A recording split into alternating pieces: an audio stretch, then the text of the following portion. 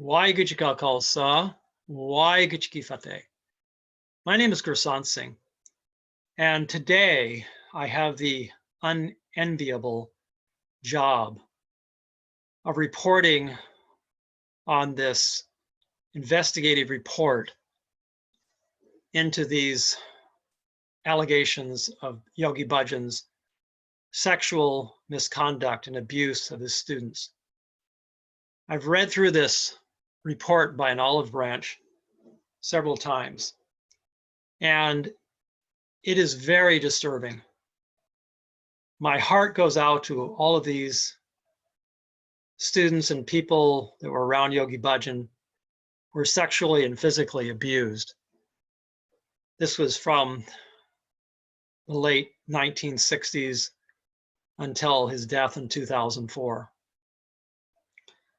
I was around Yogi Bhajan a lot of that time, and it appears that most of these abuses took place in private settings where even myself as a security guard and Sevadar did not see these abuses.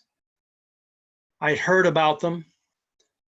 I witnessed young female secretaries and students going into Yogi Bhajan's residence and spending the night with him.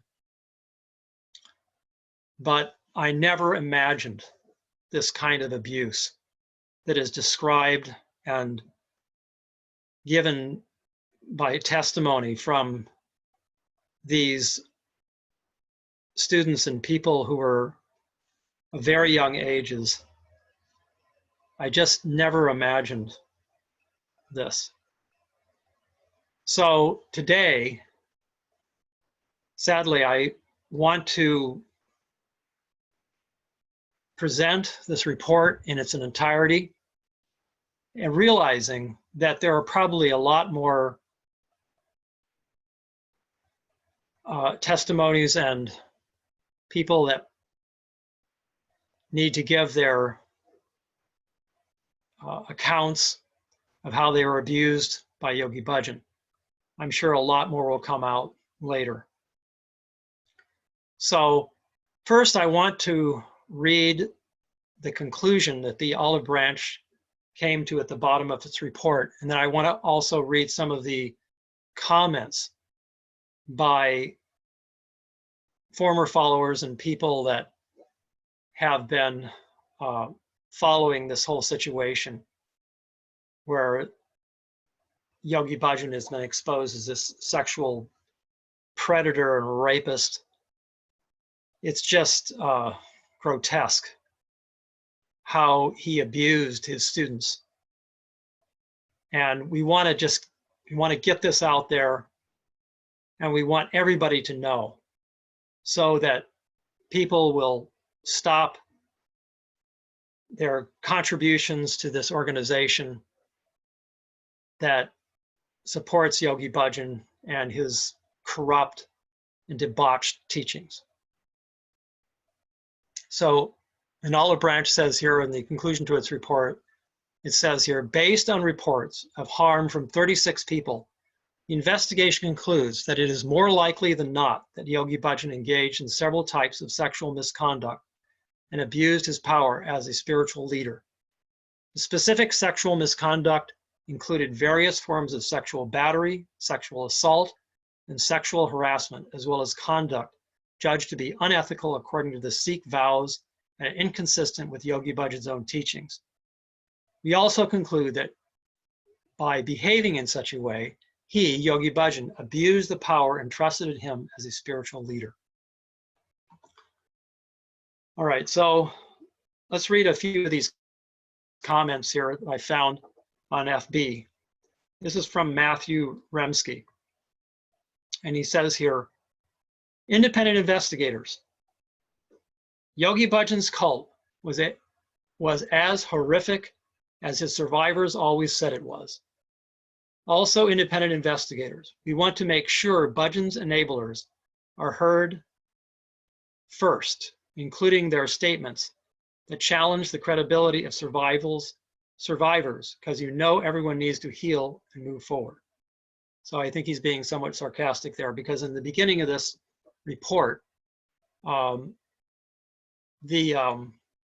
enablers of Yogi Bhajan give their accounts of why they support Yogi Bhajan, and they don't believe the reporters of Yogi Bhajan's abuse. All of the content warnings for the following link, which you have to click through again to arrive at a non-searchable image file containing the report on abuse in Kundalini Yoga and the 3HO prepared by the Buddhist Peace and Reconciliation Organization and Olive Branch AOB. Details are never ending. Catastrophe of constant, traumatizing, debilitating abuse, orbiting around the clear sociopathy of Bhajan. As a long-term clinician who treats sexual abuse victims, remarked in the main survivor supportive FB group that the details paint an even more depraved picture than what emerges from the Epstein files, in that the abuse was multi-generational and systematically weaponized family bonds. Tragically, this report was limited in scope to testimonies about Bhajan. It didn't touch his fraudulent spiritual claims, his extensive criminal enterprises, his colleagues and beneficiaries, his groomers and honeypotters. It failed to cite Philip Deslep's extensive deconstructions of the Bhajan myth. It doesn't touch the generation of children who were separated from their parents and sent to Fox Sikh residential schools in India. Imagine an historian in 2035 writing about the Trump era and limiting their scope to the testimony of the 25 women who said he assaulted them, plus interviews from the White House staffers and Trump family members. This would tell us very little about the extent of his influence and impacts, very little about how he came to power and how he was enabled, or how to prevent it from happening again. The narrowness of scope is of a piece with the deeper flaws of the report, its structure, biases, and blind spots. While it does a competent job at presenting interview and written testimony data from survivors, the investigators make the outrageous mistake of prefacing their testimony with accolades sent from enablers and apologists. AOB calls them supporters in the report, but let's be frank. These are people who went out of their way to refute and invalidate the emerging abuse stories. They took the open invitation to provide statements, and they got in there, and they made it about them. Very few people who are earnestly confused about the benefits accrued from participation in the organization would do that. Incredibly, an Olive Branch spent more time interviewing Bhajan enablers and 3HO apologists than Bhajan survivors. Then they front-loaded the accolades in the 72-page document. The effect is that the reader is conditioned by the group's propaganda before the abuse testimonies are provided. I'm including screenshots from the executive summary that show their process and then their synopsis of enabler apologist statements. And we'll go over all of this when we go through the entire report here. The enabler/apologist statements are offered as evidence of Bhajan's good works and deeds, with zero understanding that these precise statements enabled and rationalized abuse for decades. As a side note, historically, Buddhist therapists and critics attempting to address institutional abuse have largely ignored or refused to engage the established literature on cult dynamics as they seek to heal, preserve their projects.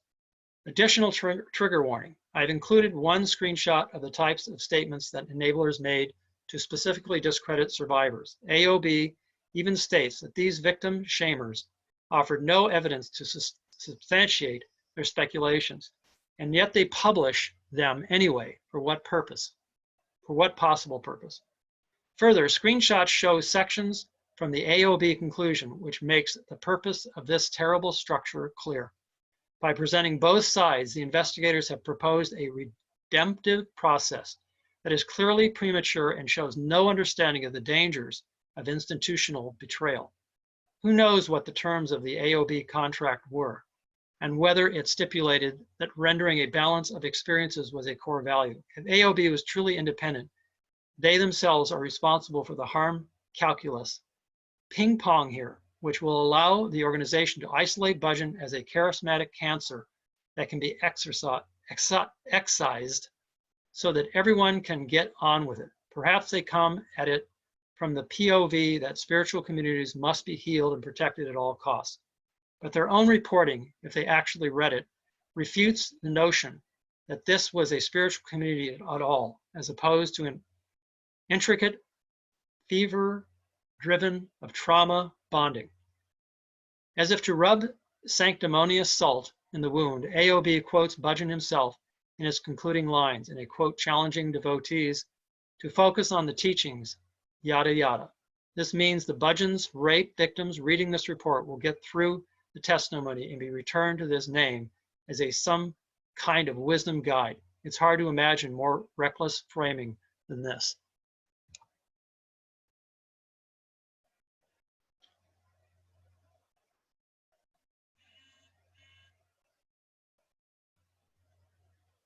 I'm just reading through some of these other comments here.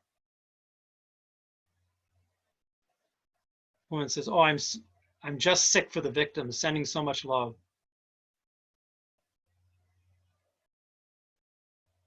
And all of those other complicit, starstruck men watching porn with him, laughing it up, watching porn with Yogi Bhajan. He talks about this in the report.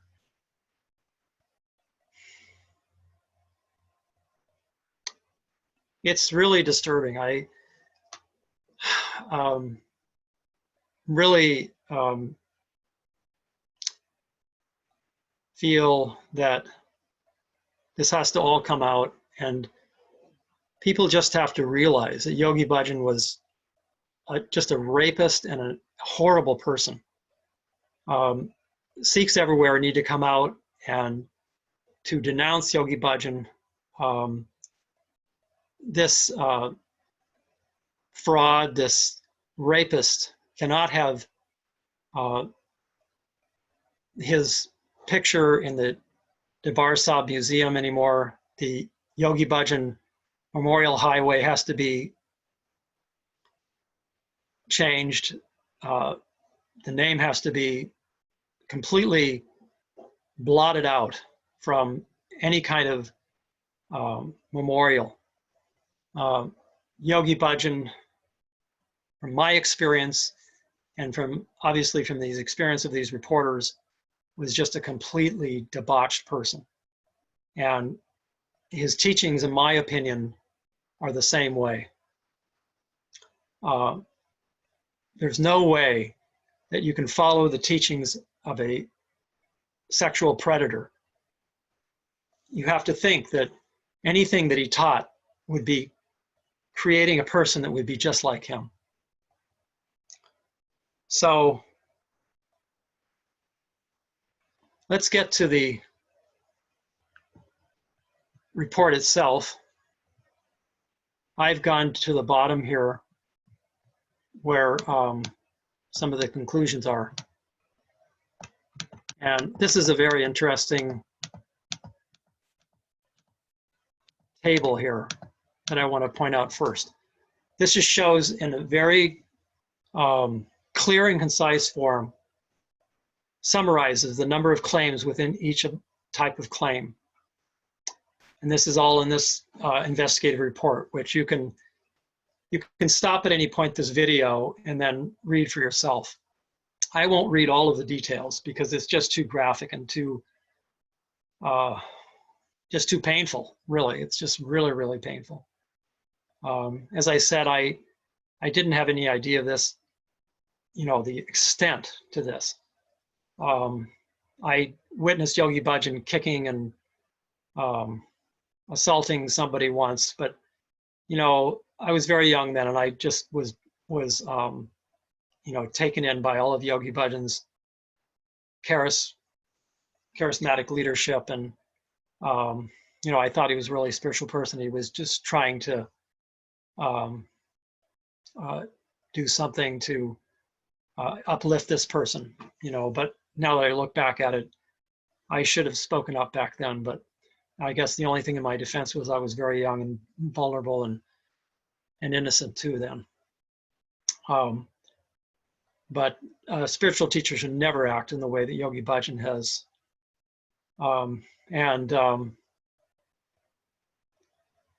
The family members, they should come out too and tell the truth. I know that they're aware of these this sexual abuse and sexual assault. They had to be. His wife, Inderjeet Kaur, she should come out and expose her husband. I know it's very difficult being an Indian wife, but she just can't let this go on where people are continuing to be in pain and being misled by Yogi Bhajan's teachings. We need to put a stop to this. So anyway, here's this chart summarizing. It says, type of claim, allegations of sexual battery and sexual abuse, 24, non-sexual sex, 4, physical injury during sex with Yogi Bhajan, 8 people, unwanted touching of intimate parts, 9, unwanted exposure to pornography, 3, allegations of sexual harassment, 30, exposure to sexually offensive language, directing women to shave their pubic hair, 6, sexual propositioning and coaching, 4, asking women to describe their sexual behavior with others, 3, allegations of unethical behavior, 30, non-celibate behavior by Yogi Bhajan, 12, sex with multiple partners, 7, directing women to have sex with other women, 11, factors that enabled misconduct, number of claims over here, environment that enabled sexual and related misconduct, 115 total, organizational practices that subjugated students, 73, methods employed by Yogi Bhajan to control students, 42. I will mention that I gave my testimony to an olive branch, and no doubt they've included what I testified to in the report. They didn't mention any names, but I recognize some of the testimonies of people that I knew, and the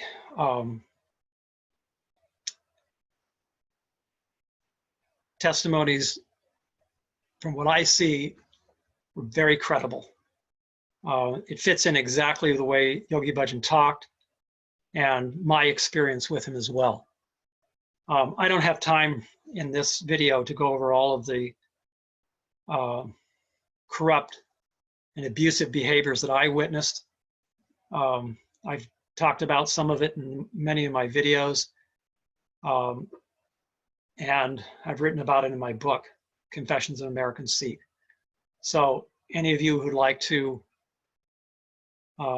read my book, be happy to send you a PDF copy of it for no charge. And you may watch any of my videos too. I'll put links to some of them. I've been talking about this for at least 10 years now, and been trying to get through to these people who I thought were my friends and mentors in 3HOs, but they turned out to be just interested in power, money, and sex. They're interested in preserving their positions, most of them. They have a huge investment in their Kundalini Yoga practices and teachings. They make tons of money from Yogi Bhajan's teachings. And mark my words, they'll do anything to hang on to it. They'll call myself and these other reporters of this abuse liars. They'll call us slanderers, disgruntled students, you name it. They'll call us all these things. And you'll see this in the report as well, when they have given their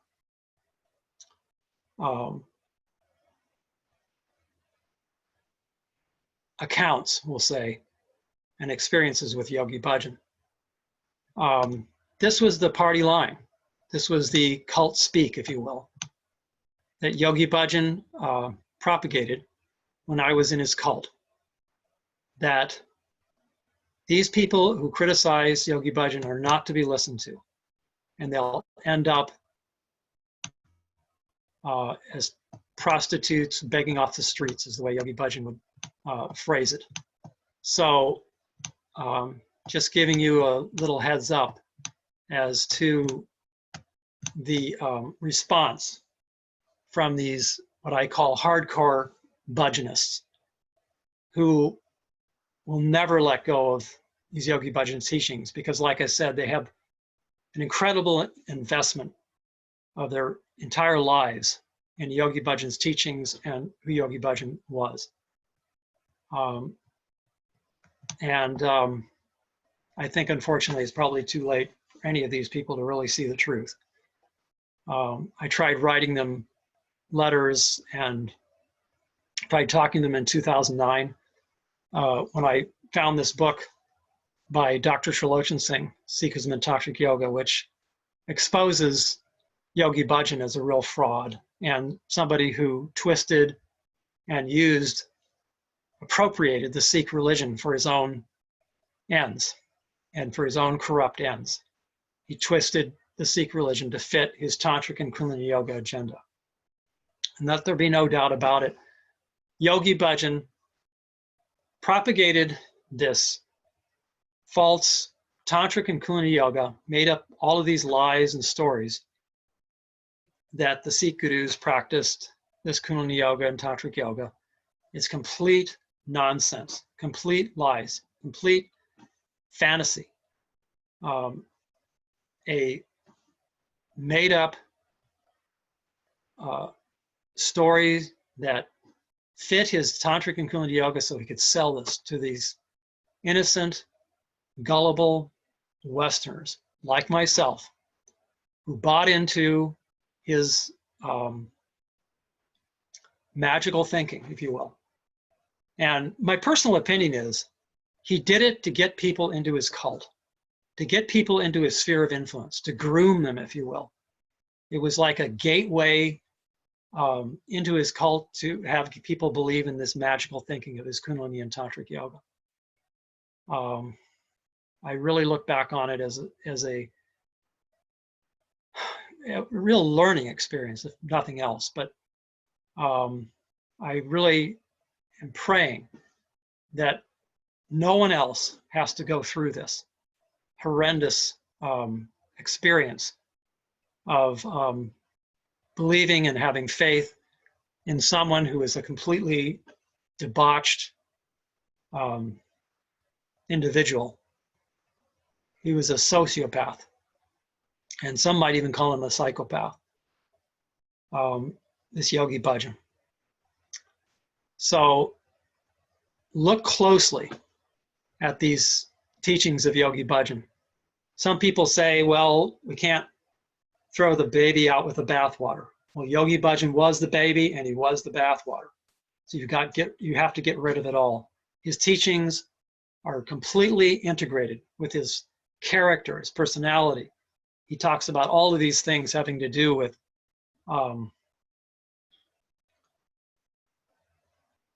Shiv Shakti notions that are against Sikhi. They're completely debauched teachings. It tells all about it in this book by Dr. Trilochan Singh, who is a Sikh scholar and historian. And when I read that book, I was just flabbergasted when I first read the book in 2009, how I could have been fooled by this Yogi Bhajan, who was a sexual predator, who twisted the Sikh religion for his own ends. And sadly, the leadership in Amritsar, the Akal Takht and the SGPC, were also fooled into believing all of this Yogi Bhajan nonsense. They were blinded by Yogi Bhajan bringing these Westerners over dressed like Sikhs. They're all white, and the Sikh leadership in Amritsar was completely blinded by this Yogi Bhajan myth. They gave him titles. They gave him awards and put his painting even in the Darbar Sahib, the Golden Temple Museum. So now they really need to step up. The Sikh organizations, the Sikh leadership in Amritsar, they need to step up and they need to completely blot out any images of Yogi Bhajan, any references to Yogi Bhajan as being any kind of Sikh leader. He needs to be completely denounced. And anybody who follows him needs to be excommunicated from the Khalsa Panth, as far as I'm concerned. These hardcore followers of Yogi Bhajan need to be marginalized and excommunicated from the Khalsa Panth. If they continue to believe in Yogi Bhajan's false and corrupt teachings. I've talked about this extensively. There have been many, many articles that have come out about how Yogi Bhajan violates the Sikh Maryada, the Sikh Code of Conduct. And now we have extensive testimony from these former followers of Yogi Bhajan who say that he engaged in sexual relations with women besides his wife, with many women besides his wife. He asked women to cut their pubic hair, which is completely against Sikh teachings and completely a violation of the Sikh Maryada. This man was a horrible rapist, Yogi Bhajan, and he needs to be completely blotted out from any kind of Sikh history. He needs to be just completely excommunicated. And if his family doesn't want to denounce him, then they should be excommunicated too. We should have nothing to do with them. You know, just like the Namdaris and the other groups that have been excommunicated from the Khalsa Panth, this group, this Bhajanist group, should also be excommunicated if they don't want to denounce Yogi Bhajan and his teachings. That's my opinion, and that's the opinion of many Sikhs as well. All right, let's get not too distracted. I want to get into this report. Now, I won't read all of it. I'm just going to kind of skim through it, but I'm going to try to get to every page of the report so that you can read it yourself and just stop the video so that you can read parts that I'm not going through. So the first part here is a letter from the Yogi Bhajan leadership. This Sri Singh Saab Corporation and the Collaborative Response Team, they call themselves. So they're saying that they're publishing the entire report unedited, and it seems to be unedited. So I'll give them credit for that. I say here that they've had Zoom calls and that they've tried to engage people. Well, I've been blocked 3 times. I've tried to get on these Zoom calls and tried to participate in this discussion. And each time they blocked me. I posted videos so that it proves that I have been blocked and just cut off and removed from the meetings. So I really am very skeptical if they're really interested in real change. They may just be publishing this and just to get it out of the way and then just kind of gloss over it, maybe make a few payments to people for counseling or something, and then you know, tell people get over it, and then they can get on with their making money from teaching Yogi Bhajan's corrupt Kuna Yoga and Tantric Yoga.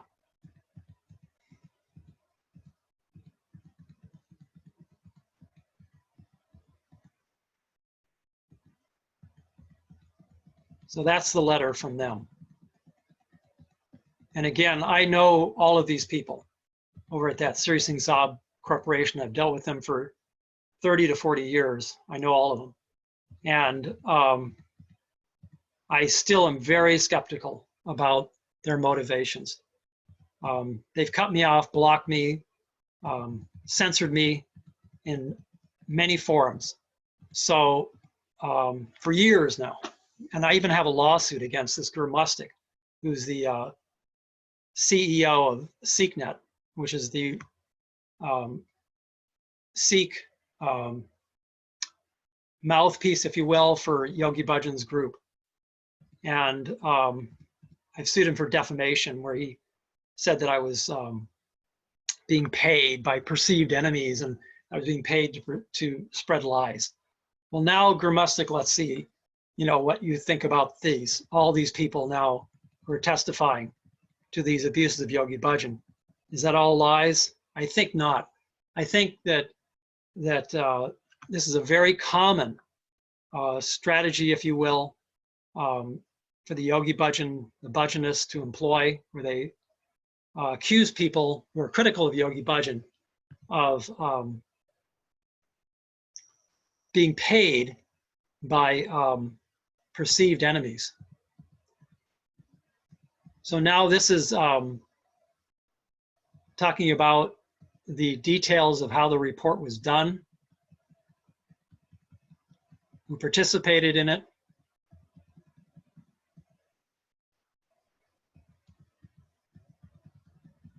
This is a report overview.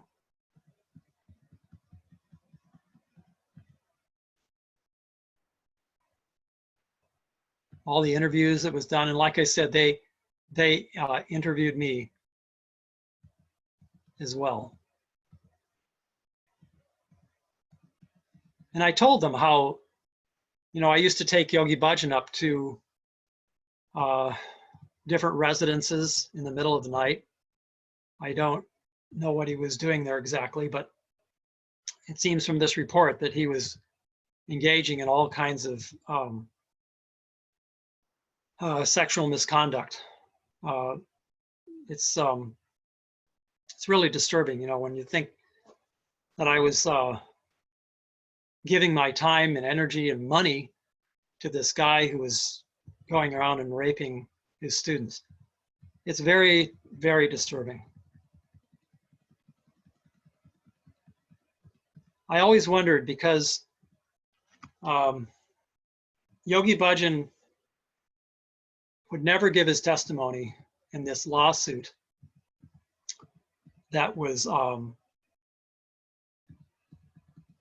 filed against him by Pamela and this Kate Felt. Pamela Dyson, who was known as Premka Kar, and Kate Felt. They filed a lawsuit back in 1986, I believe, and against Yogi Bhajan. And I think that they filed it alleging all kinds of abuse by Yogi Bhajan, both sexual, financial, and physical abuse. So we were always told that these women were just slandering Yogi Bhajan and that they were crazy. Well, now we know that there were a lot more individuals who are supportive of Pamela and Kate. So it wasn't just them who gave these accounts of Yogi Bhajan's abuses. And so I always wondered just why Yogi Bhajan would never give his deposition in that lawsuit. So in 2009, or 2010 maybe, I called this Peter Gregorios, I think his name is pronounced. He was the attorney for Pamela and Kate. And he told me that he had served Yogi Bhajan with a subpoena 5 different times to give his deposition. And as what he said, Peter said, Yogi Bhajan would never give his testimony under the bright lights, under oath. He would never give his testimony. And so when these supporters of Yogi Bhajan say that Yogi Bhajan never had a say in this matter, that he never could give his side of the story, I say that Yogi Bhajan had his opportunity, that he could have given his testimony, his deposition, back in 1986, and he was given 5 chances under subpoena to give his testimony. But in every instance, these doctors of Yogi Bhajan, they were Bhajanists who had MD medical degrees, they would always give a excuse for Yogi Bhajan that he had some health problem. Well, I have to dispute those excuses by the medical doctors, because I was on security duty for Yogi Bhajan and living in Los Angeles, just 2 doors down from where Yogi Bhajan lived most of the time there at this Dr. Allen's house on Bruce Road.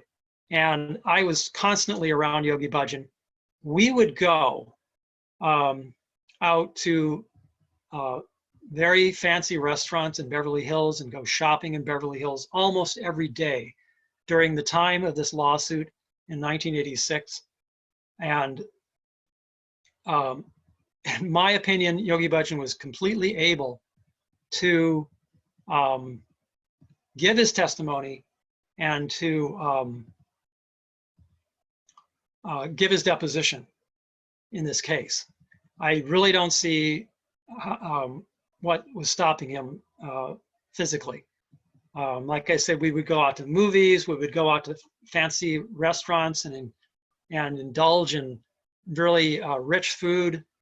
And, you know, Yogi Bhajan carried on like it was a big party, basically. So I just don't buy this, that he had health problems that prevented him from giving his deposition. So to all those people who say Yogi Bhajan never had his chance, never had his say, I say he did. And I can definitely testify that Yogi Bhajan was healthy enough and physically able to give his testimony. Now, I posted a talk that this Peter Gregarios gave at an attorney's conference, where he talks about this very issue about getting the cult leader to testify in cases such as Pamela's and Kate's. And he says it's really difficult because if the cult leader is under investigation and under a subpoena order to appear in depositions, they'll do everything in their power to avoid it. Because if they do have to testify and to give their depositions, it makes them look weak. It makes them look like they've done something wrong and that they're not in control. So Yogi Bhajan did everything he could not to give his deposition. You know, I realized this much later.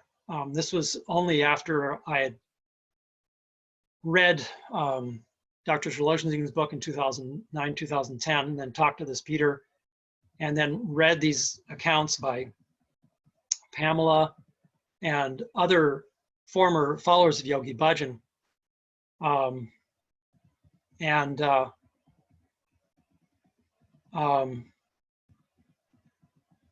I should also point out that there's a great forum that's called the Wacko World of Yogi Bhajan. That's where I first started to meet these former followers and have interaction and communication with them. And my eyes were just opened to all of the abuses, the many violations of the secret Maryada that Yogi Bhajan engaged in. Now, what I'm going through here, you'll see, are all these supportive comments and interviews supportive of Yogi Bhajan. And it's kind of funny how, or ironic, I guess you'd say, how these testimonies actually, in my mind, add credibility to the idea that this is a cult. Yogi Bhajan was the head of a cult. They talk about how Yogi Bhajan could never lie, how he saw auras, and how anybody who criticized Yogi Bhajan was a slanderer, and how Yogi Bhajan was always engaged in trying to help people. It just shows the cult mentality in my mind. And the ridiculousness about Yogi Bhajan's magical thinking and how he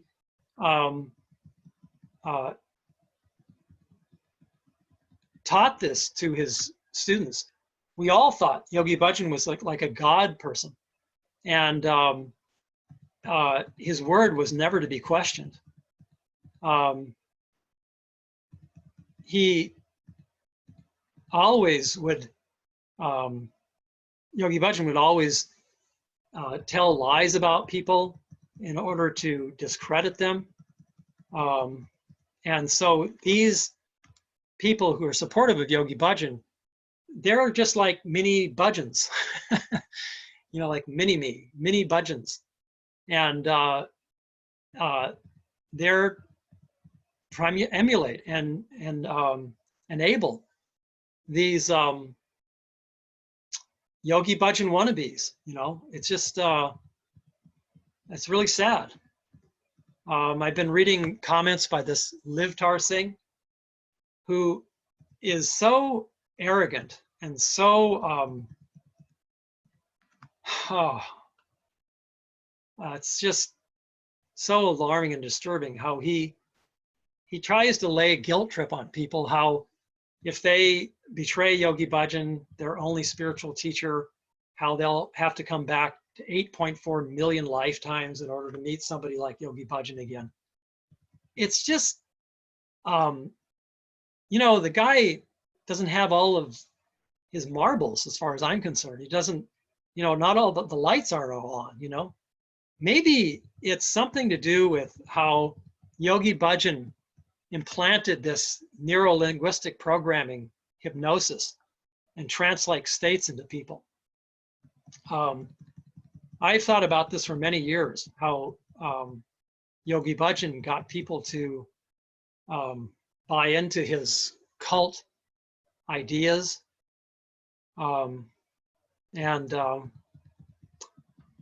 That's kind of what I've come up with, is that he's a master of manipulation, Yogi Bhajan. And he has brainwashed or put people into a trance, and people are still in that trance who are supportive of Yogi Bhajan. So now here they're talking about the different categories, responsibilities of a spiritual leader in the United States.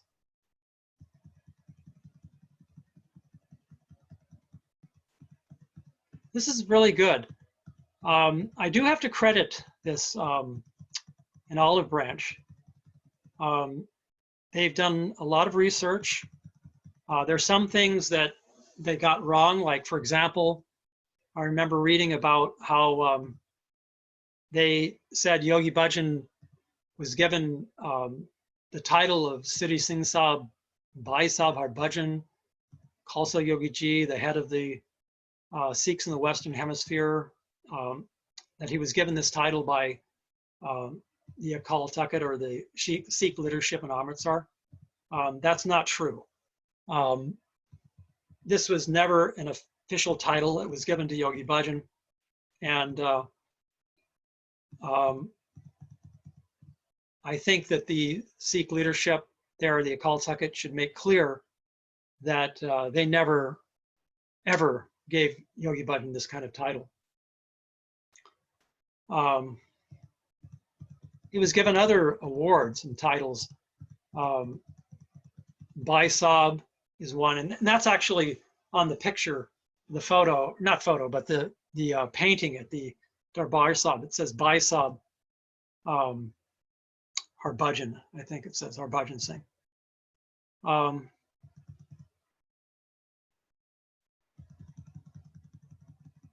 So the Sikh leadership, they need to make that clear. And as I said before, they really would do well to completely denounce Yogi Bhajan, because this report is going to completely obliterate any credibility, any status that the Yogi Bhajan group has among Sikhs. When Sikhs read this, it is going to be a bombshell that is going to set off just a firestorm in the Sikh community about denouncing and excommunicating anybody who sticks with Yogi Bhajan.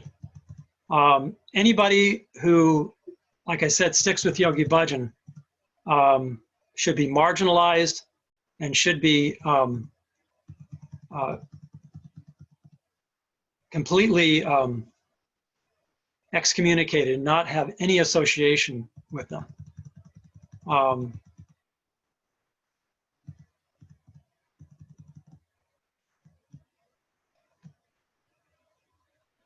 Okay, so here's more. These are just so painful to read these different accounts. Like I said, I'm not going to read them in detail because it's just it's just horrific. And I just want to vomit when I read this stuff. I just can't imagine how anybody could face their yoga students or anybody else and say that they are supportive of Yogi Bhajan after reading this report and reading these testimonies, sorry, these heartfelt testimonies by these people who are, many of them were very young. Some were even under 18, I believe. Just very, very sad, very alarming, and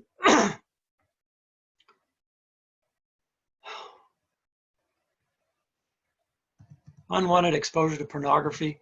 I do remember when I was in 3HO, how there would be stories that would come back to the Sangat people who were kind of on the outside, not in the inner circle, that Yogi Bhajan would sit around and watch pornography.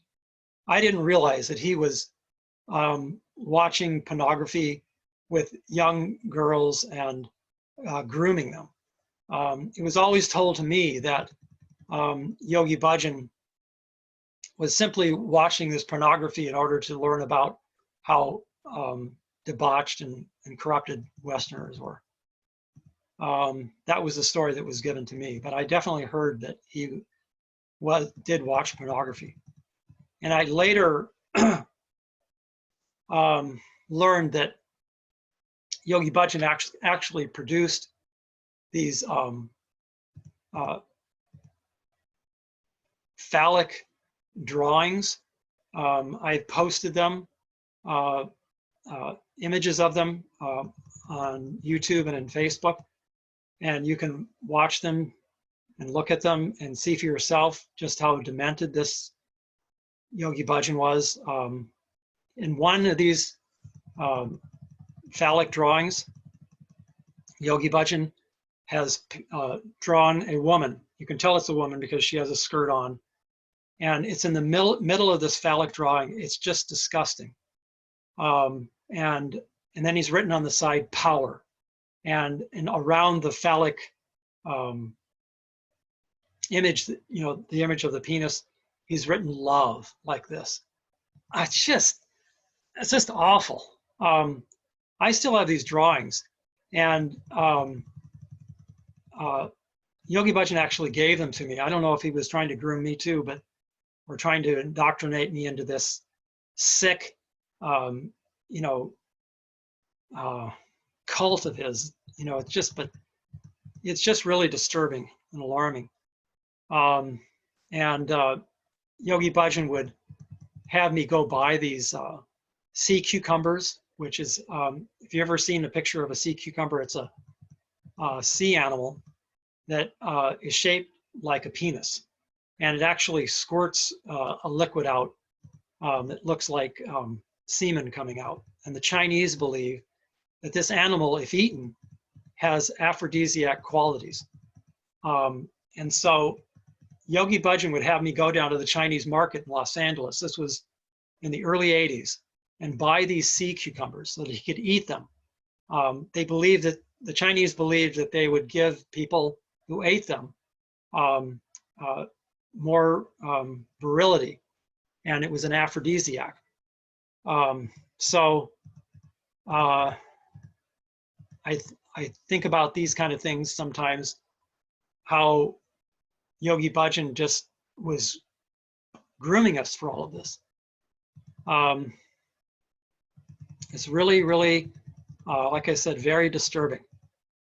Now, when I think back about all of this and how he abused these women, my heart goes out to these women who were abused at this young age.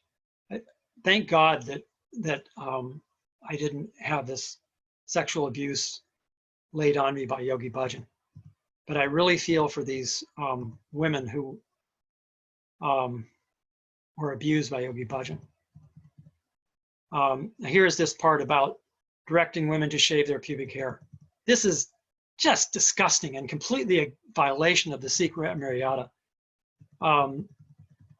Just awful.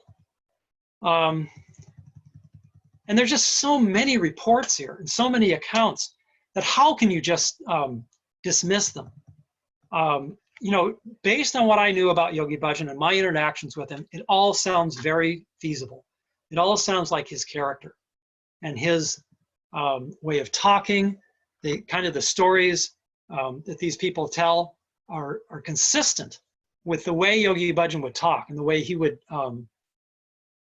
disparage people. I definitely experienced Yogi Bhajan disparaging me and others. He told a friend of mine to get me, in other words, he said, get that guy Gursant, I'm not sure if it was to beat me up or to, get me in a, some kind of financial thing or something where he would, get money out of me or something, but he clearly wanted to get me. That was what was communicated to me by a friend of mine, a former friend of mine in 3HL, that he overheard this conversation with Yogi Bhajan. And so Yogi Bhajan was always disparaging people, playing people off of one another, and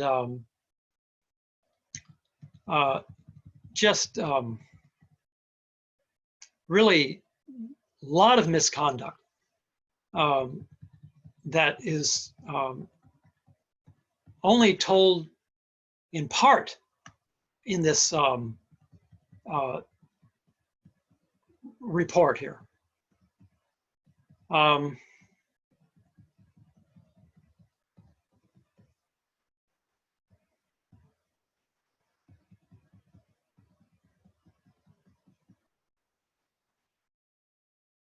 And each time in their findings, they say that they find that these people are credible who are reporting on these abuses of Yogi Bhajan.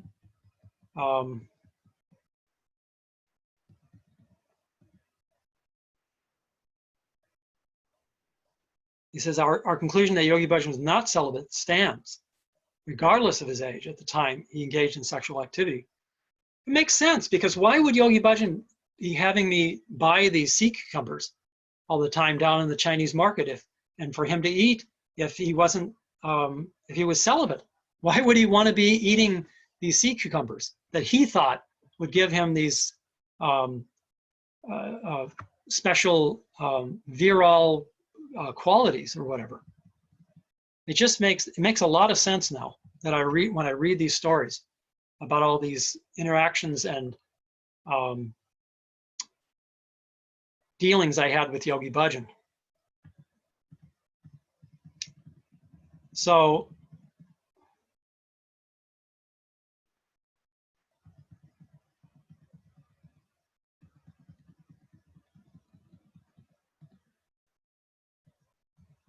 like I said, I won't read all of this.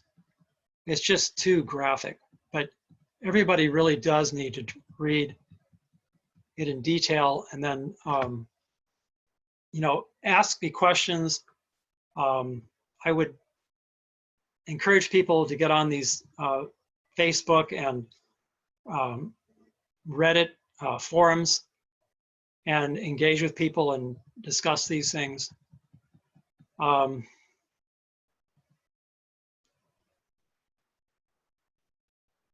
Now here's where the Olive Branch talks about how Yogi Bhajan created a cult-like environment.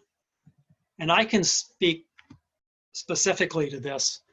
I've talked about this for many years, and after reading many scholarly reports and researched this, I have definitely come to the conclusion that this 3HO, Sikh Dharma, or whatever you want to call it, is a cult.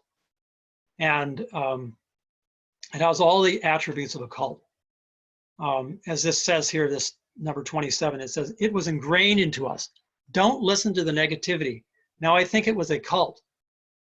We were mind controlled into cult behavior. Women felt privileged to have sex with the master. Oh.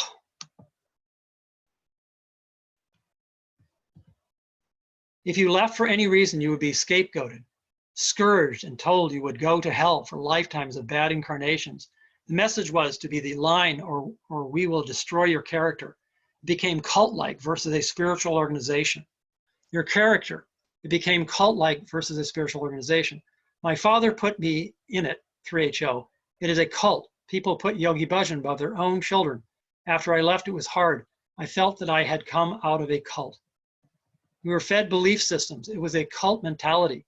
It was a cult. We were told that if people left, we should not talk with them because it would pollute our consciousness. Being in a cult for 15 years in the prime of my life deprived me of a normal life. Re-entering the world after I left was a difficult adjustment.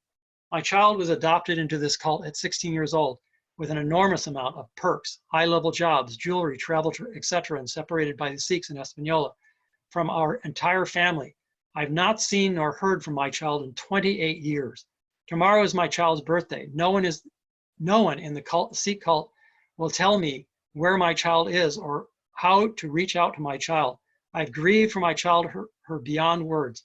My heart has been broken. My family was destroyed by this cult. I really feel for this person.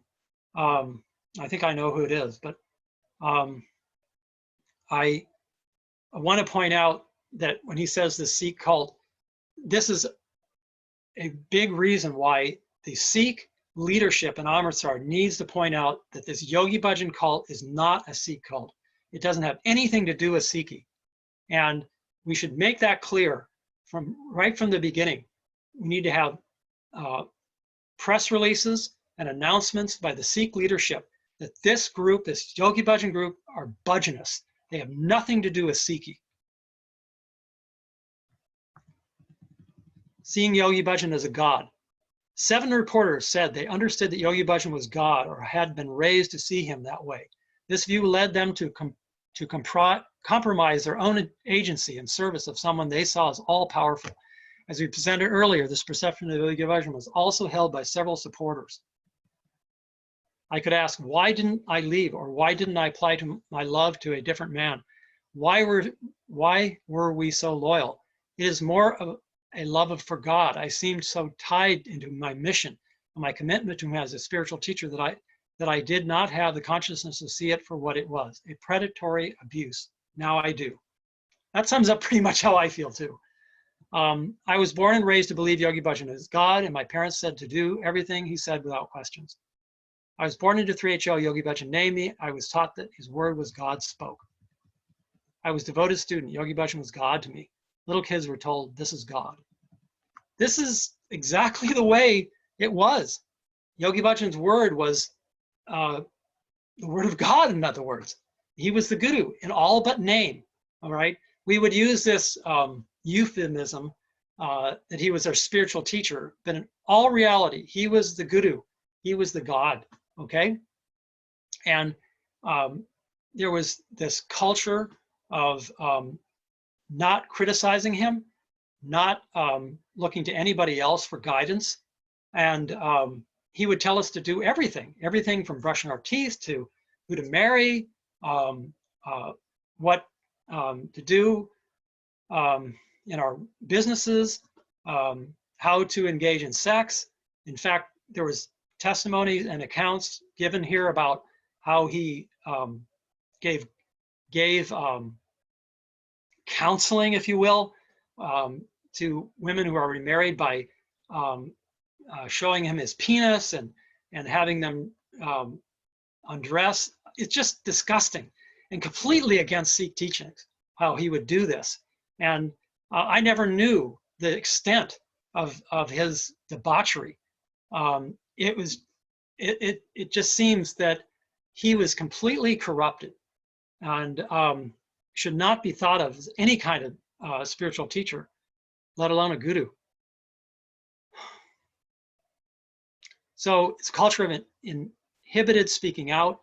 9 reporters commented that they were inhibited from speaking out by Yogi Bhajan because they feared the consequences of doing so. They'd observed that those who did speak out were usually shunned, shamed, or driven from the community. The first 30 plus years of my life, I lived and breathed what I was taught and told to do. It was not an option to say no. I saw how he treated others who said no. Yogi Bhajan yelled at them or lost interest in them. This culture is also why so many of us rationalize our assault experiences, that Yogi Bhajan was challenging us for our own good. This is really accurate. I can tell you from my personal experience of being around Yogi Bhajan for 30 years, this sounds exactly correct, okay? I don't know how anybody can question the legitimacy and the credibility of these reporters, these people who are reporting on this abuse of Yogi Bhajan. It was a culture of covering things up and not believing anyone who spoke against Yogi Bhajan. It was the culture we grew up in. We all were terrified about speaking against Yogi Bhajan. People would destroy you at all costs if you did. And this exactly happened to me. When I started speaking up, I sent PDF copies of this book by Dr. Shalochan Singh, the one that's very critical of Yogi Bhajan. I sent them to all my so-called friends in the Yogi Bhajan community. I had emails for them. And you should just read some of the really hate-filled comments that I received back. This Shantikar, who's, I think she's heading up or part of this CRT group, she even wrote me back a letter and said, you know, we don't want any of your slander, Gersant, and you know, take your slander elsewhere.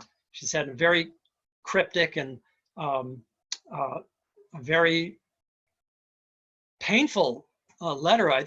Because I thought these people were my friends, and that they had some interest in spirituality, when in fact they were only interested in supporting the power and this image of Yogi Bhajan. That's all they're really interested in. So again, that's why I feel very, very skeptical about the motivations of the CRT, and these Yogi Bhajan 3HO groups and things like that. In the 3HO community, there has been a culture that does not allow people to speak their truth. It's a fixation on being the ideal perfect Sikh. an unrelenting acceptance of all the teachings as the rule of the land, a shaming if you went out of line, and more than anything, a silencing of any pain or hurt that would rock the boat. Airing any grievances over the years has never been welcomed, and when I experienced firsthand abuse and manipulation, there was never any safe place to talk about it. We were silenced by the fear of being ostracized, attacked, and disowned by our spiritual family. The fear of saying anything was overwhelming. I had seen others humiliated and degraded for speaking out. Direction of major life decisions. And this is accurate too. Yogi Bhajan would direct us in major life decisions and even little things too. So it tells about how people were harmed, and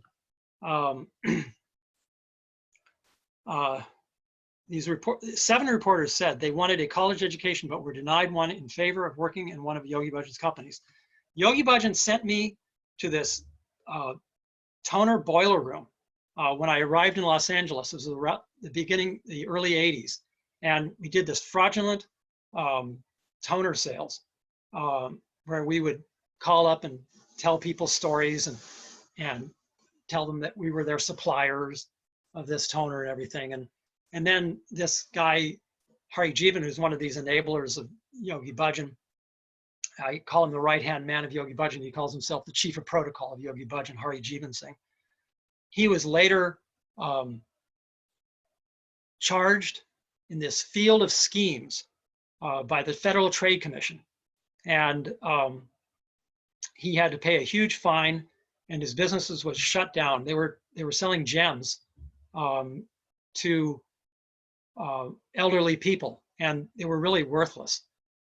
They told these elderly people that they would buy them back after so long, at a profit, and they were a good investment and everything, when in fact they never did buy them back, and it was just a complete scam.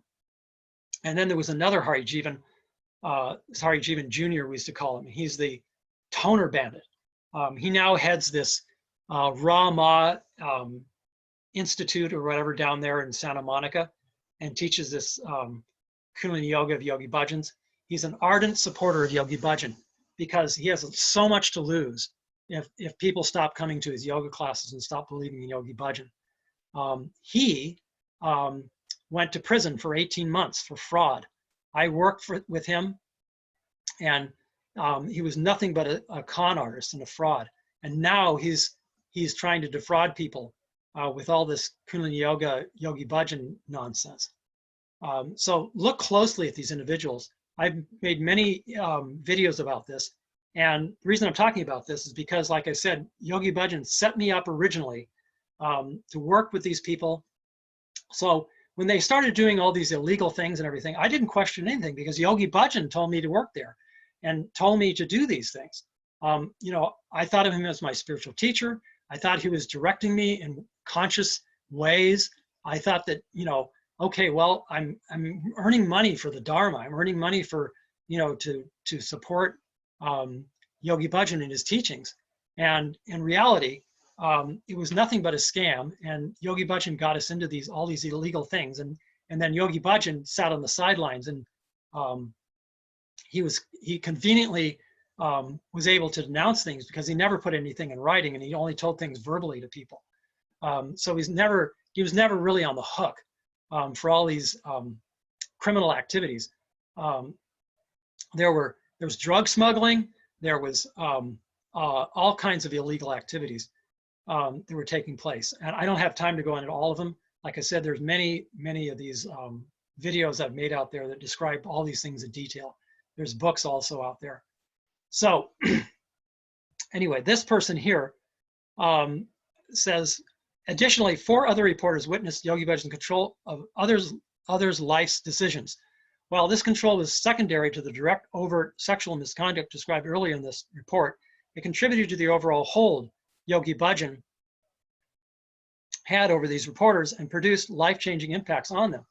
Quotations that illustrate Yogi Bhajan's control over the major life decisions of some of his followers appear below. 7 reporters said they wanted college education, but were denied in favor of working one of Yogi Bhajan's companies. I wanted to go to college, but Yogi Bhajan said no, and that working for the companies would be the best education I could get. My mom wanted me to go to college, but Yogi Bhajan did not want me to further my education. He wanted me to work for the 3HO businesses. I went to name of college anyway. When he found out, he met with me and said I should stop college and work for him. So yeah, I went to work for one of Yogi Bhajan's businesses. And, you know, at one point I was penniless because, you know, I just didn't have any other skills besides working in the phone room. So I started selling plants on the street corner and started to do that. Fortunately, I got into a good business where I was selling art, but then, you know, I think that a lot of what Yogi Bhajan taught me, that there was no karma, and on the telephone he would say things like that, and I sort of look back on this fraudulent education I'd had from Harijivan, both the Harijivans, and got involved in some art deals that turned out to be scams and fraudulent, unbeknownst to me, but it was all part of that environment that I got involved in. So I ended up having to declare bankruptcy, and it hurt a lot of people, I have to admit, and I'm sorry for that. But again, you can see how Yogi Bhajan got us into this environment of getting into these fraudulent businesses. I asked to go to college, but Yogi Bhajan said no, and that I should trust him. My husband and I put our faith into the 3HO businesses and community. And when Yogi Bhajan died, we were fired. We had no skills, no education, no experience, no community. I saw people on staff who got to go to college and had high positions. They all were women who went along with Yogi Bhajan and had sexual relations with him. Marriage, this is all about how Yogi Bhajan misguided them into marriage. Children, 8 reporters explained the harm inflicted on them and their children by Yogi Bhajan's practice of separating children from their parents. A huge area of damage is the education of families that was endemic in 3HO. When my son was 3, we were advised to send him to a large ashram because he wasn't in group consciousness and didn't know his full name. I was bereft. This longed for child was gone, inaccessible to me. Bless, bless, bless our children. They are the real victims in this whole wreckage. I was 7 years old. Yogi Bhajan instructed my parents and others to have their children sent to a different set of parents in child swap. My older sister and I were sent to a location. There were derelict trailers. We lived with description of the family. I was traumatized, neglected, abused, wore dirty clothes, dirty everything. My mother converted when I was 4 or 5 years old. When I was 6, Yogi Bhajan told my mom that parents are terrible for children. I lived in a state with different families. Yogi Bhajan wanted couples to have children and then send them to India because parents don't know how to raise children. You curried favor by sending your child to India at 5 years old. That freed you up to work full-time in the organization, and you were also raising a child in a better way because all American schools are messed up, but it also cut the cord between yourself and your child. It's really sad. I never had children, so I didn't actually experience this. So my heart goes out to these people who they had to give up their children and send them to school in India. It's really sad. And the other abuses Yogi Bhajan did. Control over procreation.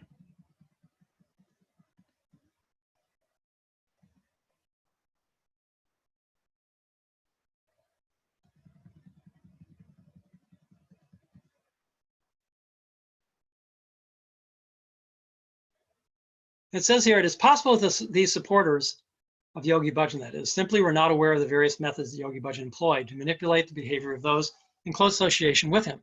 As noted by reporter number 209 above, most members of the community were oblivious to what was going on behind the scenes. A relatively small number of people had more access to the inner workings of 3HO Sikh Dharma than the vast majority of Yogi Bhajan students had, and even those who had access were not able to see the whole picture or to easily extricate themselves from his influence. The abuses within his inner circle were also facilitated by this large, adoring population of supporters who believed that Yogi Bhajan could not and would not engage in the subjugating practices described here by some reporters. I think this explains a lot of why these enablers, these supporters, go along with Yogi Bhajan. they weren't right there with Yogi Bhajan most of the time. I was around Yogi Bhajan for most of the time that I was in 3HO, maybe 30 years or so, and in Los Angeles and in Espanola.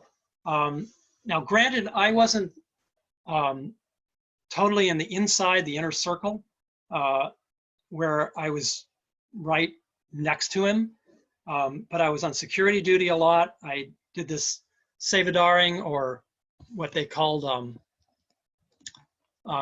being the receptionist there at the Guru Ram Das ashram on Pruce Road, 1620 Pruce Road. I was there 24/7 for several years. So I did see him coming and going a lot, Yogi Bhajan coming and going a lot. And I did witness him come out into the Gurdwara area and kick this young man mercilessly. He was, as I recall, a young man who had some mental health problems, and he'd been around. He was a kind of a trust baby, someone whose father had entrusted Yogi Bhajan to take care of him and to guide him. And so Yogi Bhajan, I guess, was really frustrated and started kicking him around. It was really pretty bad. Anyway, so I told the story to the Olive Branch people, and I was the only one who witnessed it there in the ashram in the Gurdwara there. But Yogi Bhajan would come out from time to time, and he would also teach yoga classes. But I also did witness how Yogi Bhajan would sit in his residence, which was right adjoining the Gurdwara area. And he sometimes would leave that door open, and you could see right where the bathroom was through that door. And so Yogi Bhajan would leave the bathroom door open sometimes, and he'd be sitting there on the toilet with his only his kacheras on, and be shouting at his secretaries. I remember that. And that was pretty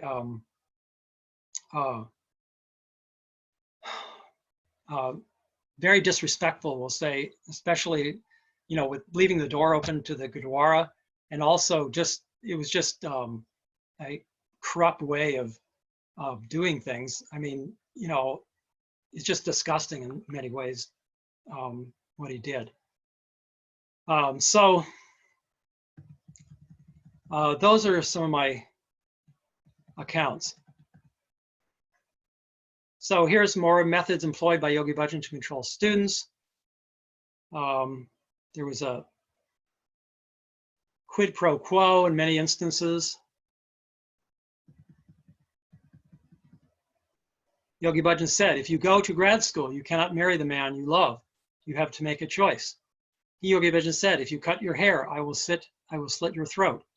Yogi Bhajan's first agenda was, what can I get out of this? Financial, emotional, sexually, structurally, his fingers were entwined in everything he told me. If you are going to be my follower, do what I tell you to do, or I will never talk to you again. Yogi Bhajan publicly shamed us. Number 37 and her partner, he said, if you go with him, I will ostracize you and your families. Yogi Bhajan would say, if you stick with me, you will be rich and taken care of. Well, Yogi Bhajan told me the same thing. He said, if you stick with me, I will make you, you'll be very, very rich. My wife and I at the time wanted to move to Mexico, and Yogi Bhajan wouldn't have anything to do with it. He said, if you stick here with me, you'll be very, very rich. So these accounts, I can definitely testify, are credible, because it sounds exactly like something Yogi Bhajan would say. 7 reporters witnessed Yogi Bhajan using quid pro quo statements. Representative quotations appear below. Speaking about a married couple, I saw name, come to see Yogi Bhajan at a Khalsa council meeting. They walked in and Yogi Bhajan said to the husband, you are not making enough money for the company. If you don't make enough money, I will cut off your wife's breast. They all laughed, he said. My wife's name has to lose weight. If she doesn't lose weight, you don't make any more money. I will make her divorce you and make her mine. Just disgusting. Speaking about a woman in the community who had an affair that became public, Yogi Bhajan used that affair to bring the woman's name onto his staff. He said to her that you have to choose him or me. You choose him, then I and everyone you know will have nothing to do with you. The room was always filled with people. Yogi Bhajan would curse and scream at people. He would yell, if you leave, you will be a whore in the street. If your kid does X, then Y will happen. When he said these things, the consequence was always complete and utter failure. So Yogi Bhajan did the same thing with me. When my wife and I wanted to go to Mexico, live in Mexico, he said, you know, you'll just end up like skeletons in the desert if you don't, you know, stay here. Anyway, so faced with that kind of pressure, we'll say, from somebody who you respect, and then having to put up with the peer pressure from all of your so-called friends, if you were to do something against Yogi Bhajan, it just wasn't worth it. And so you can see why many people just went along with what Yogi Bhajan said to do. Promises. 4 individuals reported that Yogi Bhajan controlled them through the use of promises. They said that none of the promises were kept. Examples follow. He promised me that I could fulfill a personal goal and that I would be a greater healer if I served him. I understood that he was saying, if you are mine, then you can have anything you want. He told me I would be the next Mahan Tantric. He told me I was a saint. I was a saint. He made me feel special. Threats. So this is very atypical of Yogi Bhajan, these threats he made to people. And I experienced this as well. And Yogi Bhajan wanted to buy my house. He was just adamant about paying a very low price for the house that I owned in Espanola, which was right next to his ranch. And he wanted to buy it because he wanted to use it for his own selfish purposes. And I refused to sell it to him. But every time I saw him within groups of people, he would berate me and say what an awful person I was and whatever, and then say how I was going to go to hell or whatever, and all of these different threats in order to try to get me to do what he wanted. And this was very, very atypical of his communication and his behavior. 9 reports say that Yogi Bhajan controlled them through the use of threats. Examples of threats they experienced follow. I wanted out. He said he could arrange for me to be in a car that would go over a cliff and no one would know. Death threats feel real. As long as he was alive, I thought he would kill me. From the mother of a 15-year-old daughter in an upscale hotel in Santa Fe, Yogi Bhajan immediately blasted our daughter unmercifully and publicly in front of his entire entourage and several hotel guests, calling her disparaging names and specifically threatening to send her to another nation where she could at least charge for her services as a prostitute. Later he told the parents, you better keep her away from that boy or I'll have her sold into white slavery. Just disgusting. Upon hearing of our intervention on behalf of 2 minor teenage girls who were having private sessions with Yogi Bhajan became enraged at both of us and threatened our livelihoods, careers, and reputations, and proceeded to slander both of us for the next 15 years post leaving the group shortly after confronting him. He referred to me in public as a lying homo and to my former wife as a betraying slut. 5 other reporters spoke of witnessing Yogi Bhajan threatening his students. Examples follow. I spent many afternoons in Bhajan's living room during dates and was a first-hand witness to his manipulation of dozens of students who came to him for advice or whom he called in for dressing down. He would often try to frighten people into obeying him with spiritual threats, such as, if you leave 3HO, I don't know how long my prayers can continue to protect you. This is very, very common. After we had lost all our money doing things Yogi Bhajan ordered, Yogi Bhajan began a cruel campaign of shunning, shaming, and humiliating my husband. Others joined in, maybe ordered to do so, maybe just out of cruelty. Every time Yogi Bhajan saw my husband in public, he would blast him and humiliate him, threatening physical violence, calling him vile names, and saying he was a traitor. He also sent threatening messages to my husband through community members. Once at the airport, Yogi Bhajan screamed a specific violent threat. Another time, the abuse was so bad that my husband passed out and fell at Yogi Bhajan's feet, who kicked at him, calling him names. These things happened in private and at public events in Santa Fe. Others joined in as Yogi Bhajan's mouthpieces. I can see these are very credible reports. Again, Yogi Bhajan did similar things to me and other people I knew as well. So I heard stories. I even witnessed some things like this. It was not unusual. Let's put it that way. According to my husband at Sunday services or after yoga classes, to lecture him and humiliate him. This went on for at least a year. It broke my husband. Once I heard him, Yogi Bhajan, screaming in Punjabi on the phone, which I understand thanks to 8 years in India. I've only to make one call and your dead body will be floating out down the Ganges River, you sister, and I'll leave that rest for you to read. So I heard this statement by Yogi Bhajan very often, this thing about you sister effer, okay? So it was not unusual for him to talk like this and to really disparage people and threaten them too, for that matter. Slander. 4 reporters stated that Yogi Bhajan used slander, banishment from the community, and public shaming to control them personally. Examples follow. People who ran were blackmailed. I had an affair, and when it was public, it was a big scene. He then did a different scam, a smear campaign. I was not threatened, but I was demonized. Yogi Bhajan spread rumors about something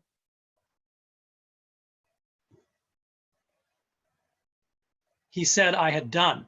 It was something horrible that I didn't do, but I was banished from the community anyway. In the year, it's talking about the year, Yogi Bhajan called everyone who was my friend and said, you can either be my student or be name of number 41, friend, because he is a bad man. Then he called me and said, did you see what I did to you today? What did you do?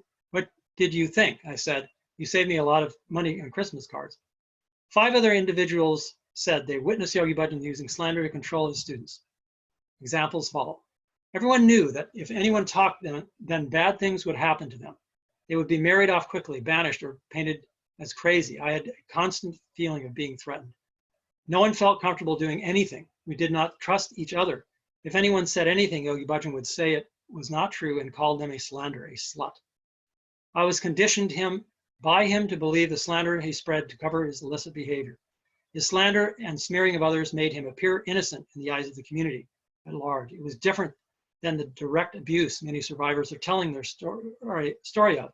His indirect abuse is important to highlight because it facilitated his direct abuse to continue. While slander trickled down from our Bajan at the top for abuses he covered up, his rejected students were in flight, abruptly leaving their friends and at times their families far behind. I understand why and how he got away with so much abuse. He slandered those who questioned his actions, smearing their reputations while convincing us of his innocence. He deceived me with lies to look in another direction outside of his abuses and crimes while manipulating me to pity him. All the while, his abuses went unrecognized, dismissed or minimized by the community, a community in denial of a teacher who could do no wrong. Harassing phone calls. I got a couple of these calls. Once Yogi Bhajan called me up and told me that they would have paid me off if I hadn't blown the whistle on this deal he was trying to do with this friend of his, this Swaran Singh from Vancouver. They were trying to get this house from a client of mine. I was a real estate broker there in Espanola at the time. This was mid-1990s, I would say. And so this Swaran Singh went over to this client of mine's house without me after I'd showed him the house and really berated this really innocent and vulnerable couple, Hispanic couple. I think she was even in bed with some illness. I think it was cancer, but I'm not sure. Anyway, but this Swaran went over there and berated them until they signed this contract for a much lower price on their house than it was worth. So I told the couple, I said, do not honor this contract. I called up the Swaran. I said, we're not going to honor this contract. I have fiduciary responsibility to my client, and they're not going to honor this. You did this, you had them sign this under duress. So the Yogi Bhajan had his attorney, this Guru Tarat Singh, who some of you may have heard about, represent the Swaran Singh on this case. And they sued this Hispanic couple for breach of contract. And so this Guru Tarat, by the way, was the top lawyer and attorney for Yogi Bhajan. And it goes to show you how now he's trying to support Yogi Bhajan, and he's trying to discredit this olive branch report, saying they don't have a license to investigate and all this stuff. Anyway, but this Guru Tarat Singh represented the Swaran Singh, and Swaran Singh called me up and said, now you're my enemy for life. And then Yogi Bhajan called me up and said, we would have paid you off. What were you doing? What were you thinking? He started yelling at me and everything. We would have paid you off, if you wouldn't have, challenged this contract. You should have just had this Hispanic couple go along with it and, accept the low offer on the house. I said, no, I have a responsibility to them. And, I stuck to my guns on that.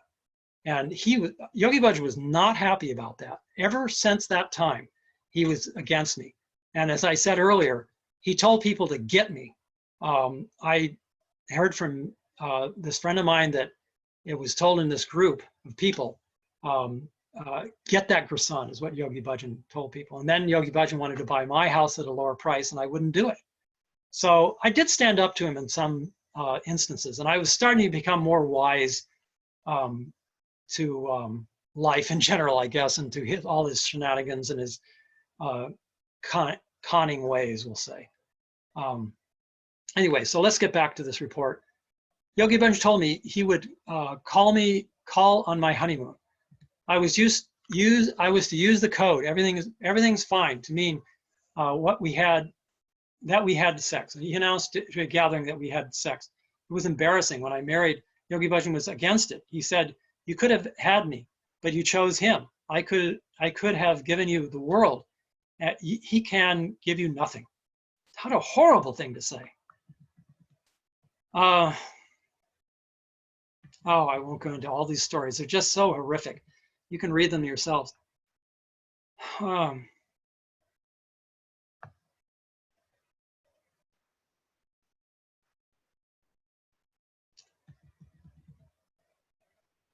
Guarding others to monitor their movements.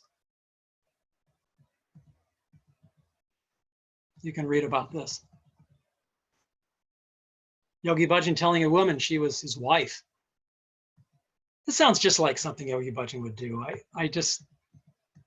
I really think it's credible. I just thinking back on the way he talked and the way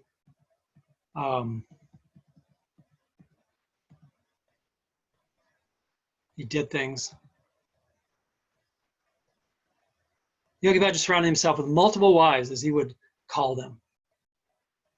In his later years, he moved into a mode of operation when at some point he decided that he would like younger wives who were not attracted to him physically in the way that women were when he was younger.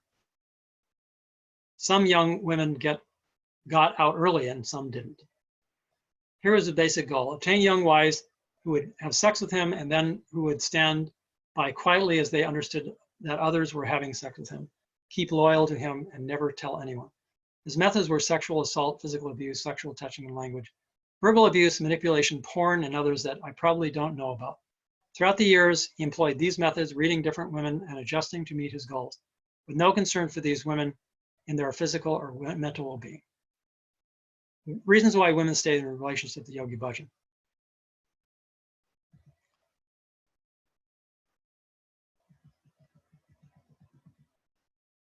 I was eager to please Yogi Bhajan to show him I could do things. Later was angry when I found out that he was having sex with other women. I thought I was the only one who, why was he doing this to me?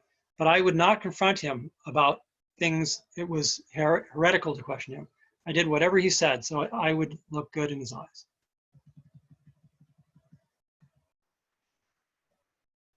Oh, so painful.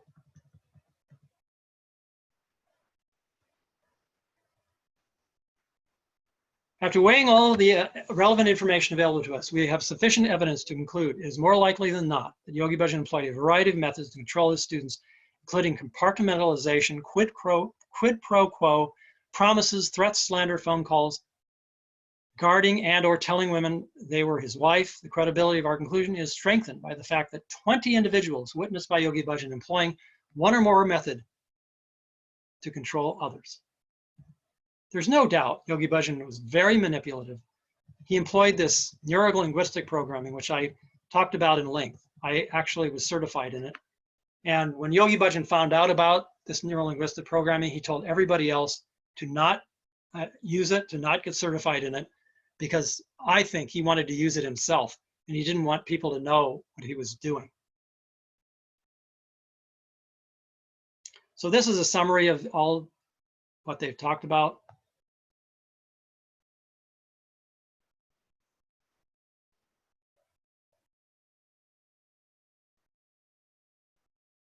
We have noted elsewhere in this report that many members of 3HO Sikh Dharma community did not have damaging experiences with Yogi Bhajan. Rather, they stated several types of uplifting encounters. Since Yogi Bhajan's followers were distributed around the globe, it is to be expected that even though many attended various gatherings to receive his teachings, not everyone was in his immediate daily environment, and so did not experience the proximity that the reporters experienced. Further, even those who said they were in Yogi Bhajan's immediate environment, on guard duty, preparing and serving food, driving him to different locations, etc., were not present behind closed doors where the most egregious harms allegedly were perpetrated. That really sums it up. I mean, I've said that even though I lived in the same city, was on guard duty and all that, I was not in his bedroom. And so, you know, you can't deny these allegations from these many reporters of abuse by Yogi Bhajan. A section of the report summarizes the number of claims of harm reported in the previous sections. While the investigation included 36 individuals who reported reporters of harm, each individual experienced more than one type of harm during and often long after their tenure with Yogi Bhajan. It should be noted that the length of time that reporters were serving him varied from 1 year to 26 years, allowing for multiple opportunities for Yogi Bhajan to interact with any particular individual. Therefore, the number of claims of harm is greater than the number of individual reporters. Okay, so here's this chart I showed you earlier. Shows the number of people, number of claims, allegations of sexual battery and sexual abuse, etc. Conclusion. Okay, so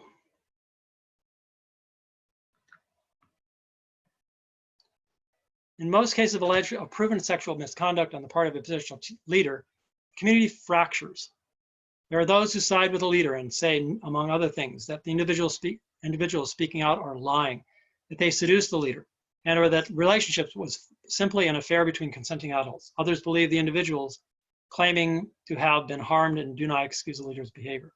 But others simply leave the community, taking their energy and financial support with them. When a spiritual teacher is accused of engaging in misconduct, some paint them in a negative brush, overlooking or denying the good they may have offered to their followers. Yogi Bhajan is no different. In their reports of support of him, Yogi Bhajan's supporters made it clear that they touch many people in different forward ways. redemptive. Conclusions about the likelihood of his misconduct and need not deny or erase the good that extended to many who overcame destructive habits. Well, in this I disagree with this olive branch. I think you completely have to blot out Yogi Bhajan, his teachings and everything.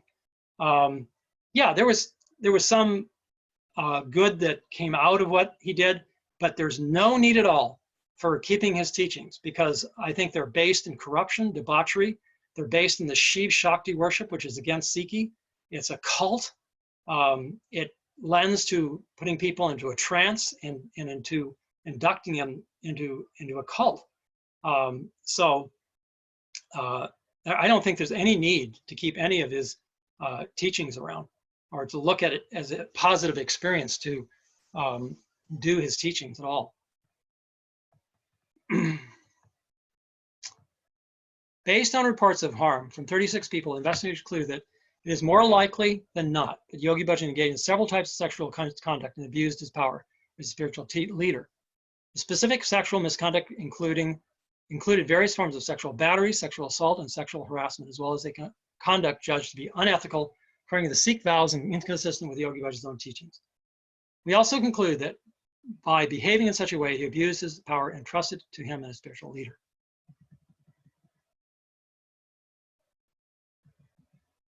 We acknowledge that it is likely that not all individuals who have been harmed by Yogi Bhajan came forward to participate in this investigation. I know that's true because I've talked to people who didn't actually participate in the investigation and they were harmed by Yogi Bhajan. So this is definitely true.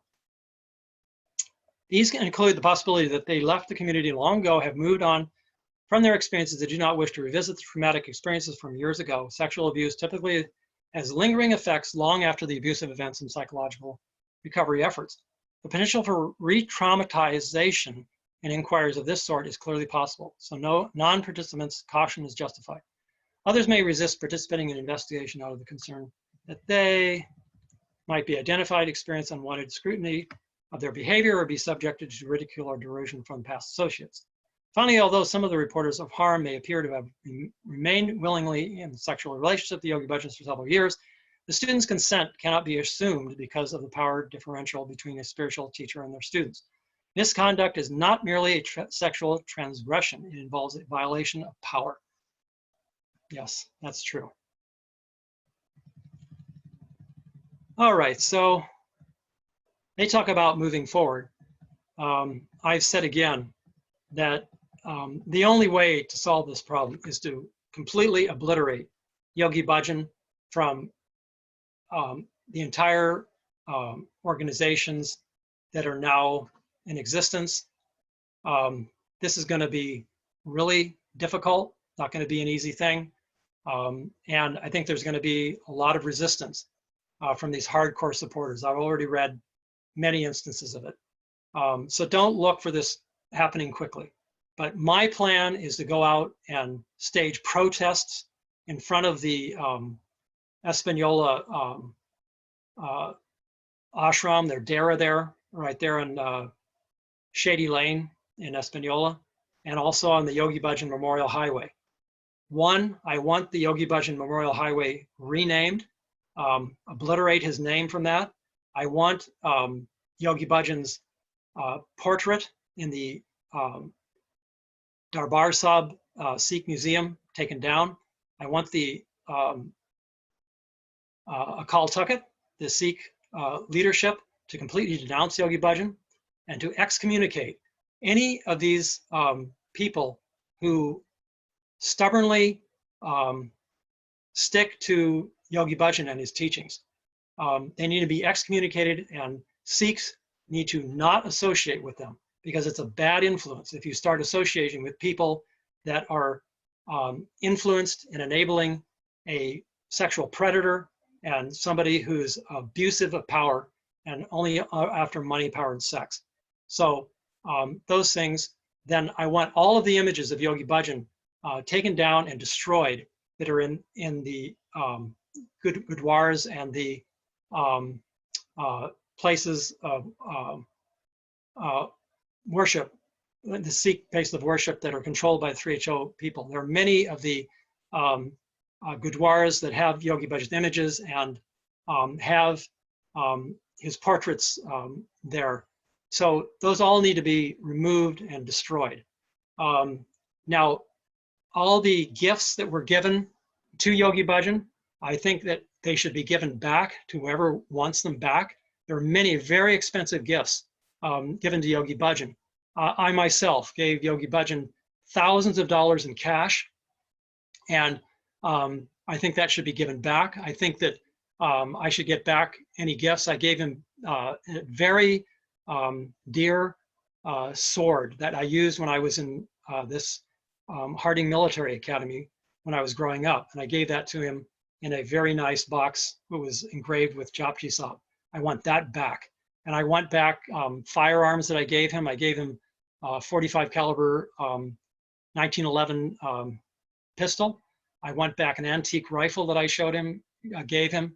I gave him many other gifts, and I want those all back. And I think anybody else who wants their expensive gifts back, I want them back. Or they should get them back, these gifts. Now, concerning all of the expensive robes and articles, artifacts that Yogi Bhajan bought, jewelry, all of those things, I think they should all be sold off or destroyed. There's so much of that stuff in Española. That whole dera there, the ranch they call it, is just heaping with all of this garish jewelry and these ivory figurines. I think they should have an ivory crush day, show resilience with the animal rights activists and the supporters of endangered species by just destroying all of that ivy. They should just burn all of it, have a big bonfire there. So these are very specific things that I would like to see happen.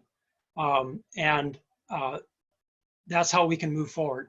If you have more ideas, if you want to be involved in these activities and protests going forward, please contact me. You can message me on Facebook or on this under this YouTube video. So that concludes this evaluation of the investigation into this Yogi Bhajan's sexual misconduct and what we can do about it. I thank you for your time. Waheguru Ji Ka Khalsa, Waheguru Ji Ki Fateh.